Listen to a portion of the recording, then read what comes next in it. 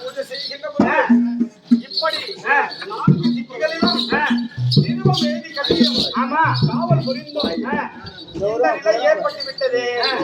யாரோ ஒரு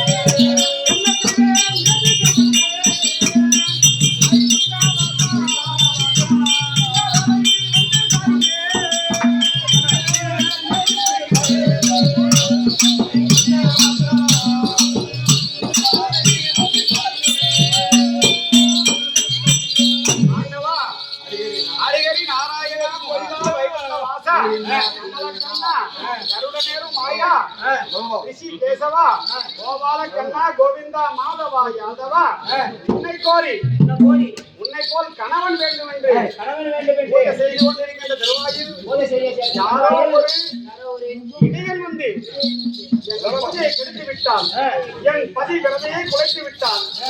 ஒன்றும் புரியவில்லை. என்ன நடக்குமோ ஏது நடக்குமோ, என் தமத்தை கெடுத்த அந்த இடையன் யார் என்று ஒன்றும் புரியவில்லை. இந்த வேளையில் எங்களுக்கு வந்து காட்சி தர வேண்டும்.